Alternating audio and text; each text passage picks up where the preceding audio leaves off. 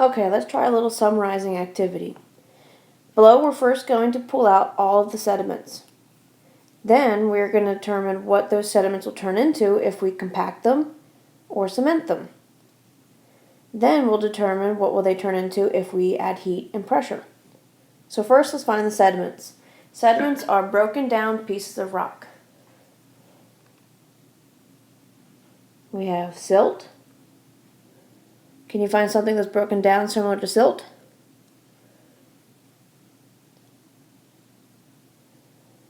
Okay, we have sand. We also have peat, which is broken down plant material. And we have a seashell. Next, let's work on the roads. So if we take silt and we compact it or cement it, what will we get?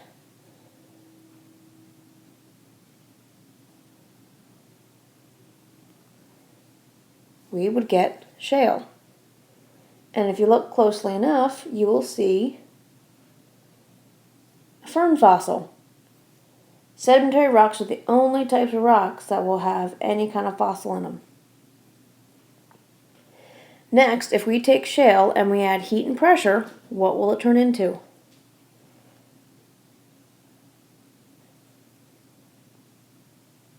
Slate. And if you look closely enough, you'll see layers, which means slate is foliated.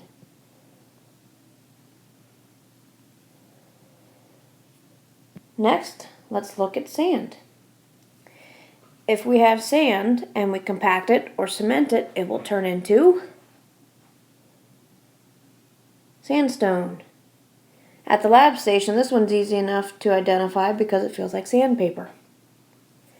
If we take sandstone and we add heat and pressure, it will turn into quartzite. Now, quartzite is non-foliated. There are no lines or layers.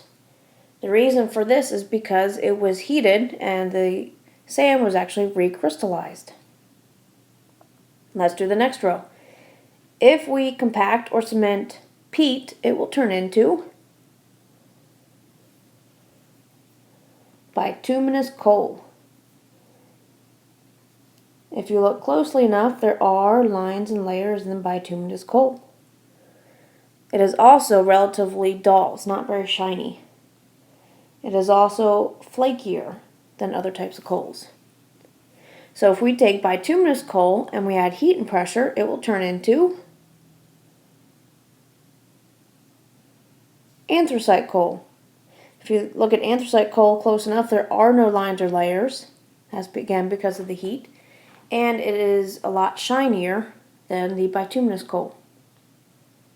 And lastly, if we have seashells, if we compact those, we will get coquina.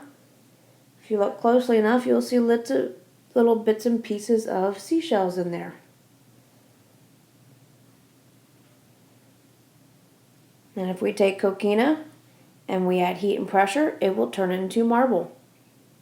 That is also recrystallized, so it is a non-foliated rock. Alright, below we have minerals, an igneous rock, and a metamorphic rock. First, let's pull out all of the minerals. Here we have plagioclase feldspar, which is our pink mineral. Quartz, which this one is white. We have muscovite, which this is the clear, very thin, flaky mineral.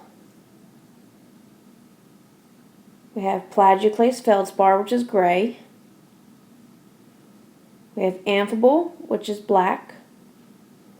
And biotite, which is another very fine, flaky mineral. Our igneous rock is granite. And our metamorphic rock is gneiss.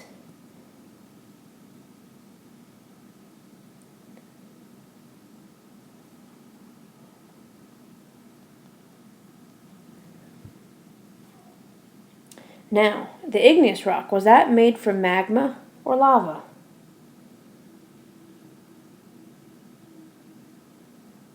The correct answer is magma.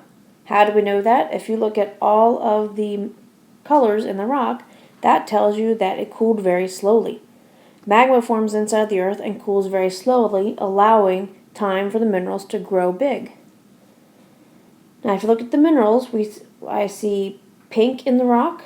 That is our potassium feldspar. We have the black minerals here is our amphibole. We have some gray minerals here. That is your plagioclase feldspar. The thin flaky mineral there, biotite. The white mineral here is quartz. That shiny one there is your muscovite.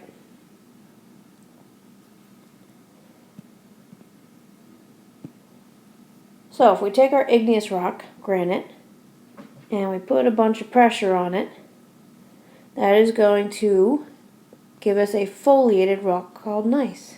That's going to give us our lines. So it forces all of those minerals into a line.